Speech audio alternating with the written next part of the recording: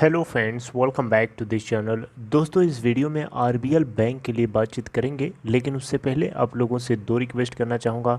अगर आप चैनल को फर्स्ट टाइम देख रहे हैं, सब्सक्राइब करके बेल आइकन को हिट कर लीजिए और डीमैट या ट्रेडिंग अकाउंट के लिए डिस्क्रिप्शन बॉक्स में लिंक दिया गया है।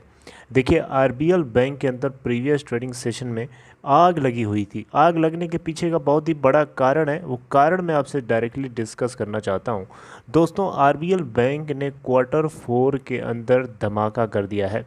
अगर आप दोस्तों देखें तो इस कंपनी का यानी आरबीएल बैंक का जो बॉटम लाइन निकल के आया है मार्च क्वार्टर में 198 करोड़ के आसपास का निकल के आया, जबकि एक साल पहले अगर आप देखें तो 34 करोड़ का नेट प्रॉफिट लेके आया था।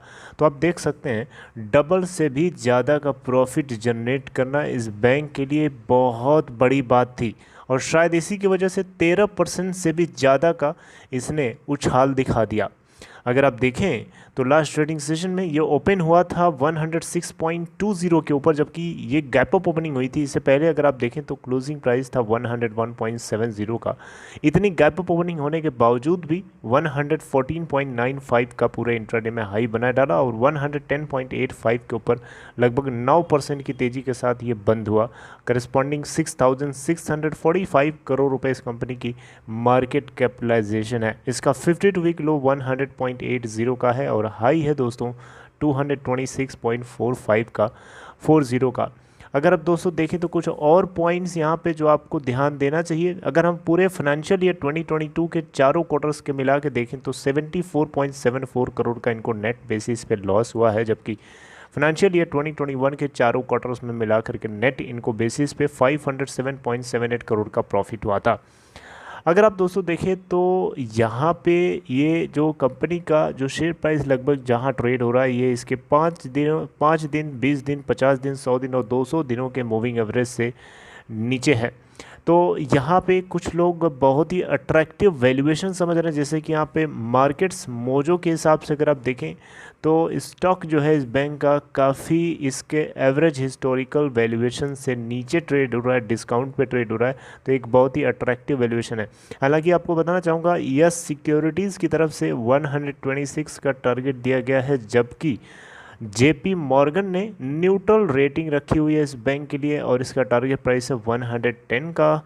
और यहाँ पे इन्होंने कहा है, भी बताया कि जो न्यू सीईओ यानी जो नया सीईओ चीफ एग्जीक्यूटिव ऑफिसर इस बैंक के लिए जो अपॉइंट होने हैं, उसको लेकर के अनसर्टेनिटी अभी भी बनी हुई है, राइट।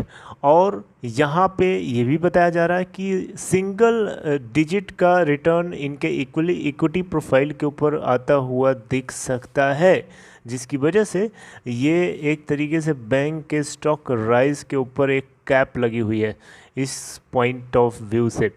दोस्तों, आपको बताना चाहूँगा, इस बैंक के इंटरिम चीफ एग्जीक्यूटिव ऑफिसर और मैनेजिंग डायरेक्टर राजीव आहूजा ने रिपोर्टर्स को ये बात बताई कि बैंक जो है अपने ओवरऑल बैलेंस शीट को काफ़ी बढ़िया बनाने के टारगेट में लगा हुआ है और ये asset growth, retail asset growth में 25% का उछाल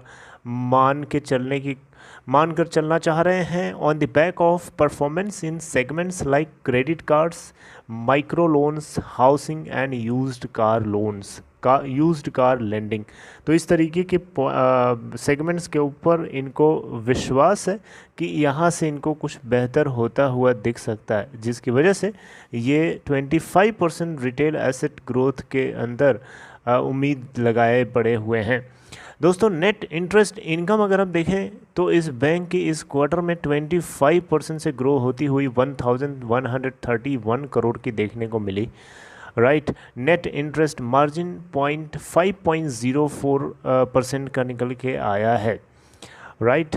दोस्तों, कुछ और पैरामीटर्स अगर आप देखें तो देखिए यहाँ पे बैंक को जो टोटल अगर आप देखें यहाँ पे तो आप देख सकते हैं जो टोटल एसेट क्वालिटी, चलिए एसेट क्वालिटी की अगर हम बात करें तो ग्रॉस नॉन परफॉर्मिंग एसेट्स 4.84% से गिर के 4.40% का देखने को मिला है, राइट।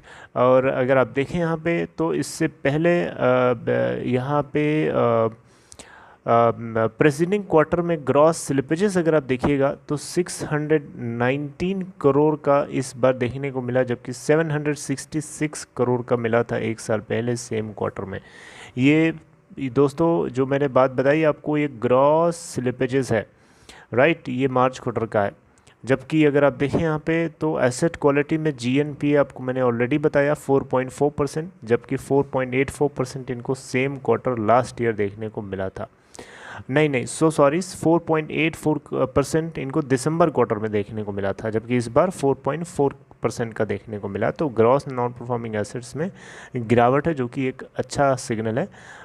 किसी तरीके का NPA हो, चाहे वो GNPA हो चाहे NNPA हो, उसमें गिरावट होना बैंक के लिए एक अच्छी खबर होती है, राइट। उसमें इंक्रीमेंट होना बैंक के लिए एक पॉइजन होता है, क्योंकि बैंक की जो एसेट है उसके ऊपर क्वालिटी जो है वो डिग्रेड हो रही है। अगर बढ़ रहा है तो घट रहा है, इसका मतलब डिग्रेड नहीं हो रही है, अपग्रेड हो रही है। तो दोस्तों एक छोटी सी खबर थी RBL बैंक को लेकर के। तेज़ी के पीछे का कारण यही है कि पिछले बार का जो प्रॉफिट था इनका लास्ट फाइनेंशियल ईयर के सेम क्वार्टर में, वो काफ़ी कम था, और उसके मुकाबले इस बार जो प्रॉफिट है ज़्यादा है, इसकी वजह से उछाल है। मैंने आपको 2 अलग अलग ब्रोकरेजेस के टारगेट्स बता दिए, आई होप आपको समझ में आया होगा। यस बैंक्स, यस सिक्योरिटीज़ का जो टारगेट है 126 का है, वहीं JP मॉर्गन की तरफ से न्यूट्रल रेटिंग है 110 के टारगेट को लेके।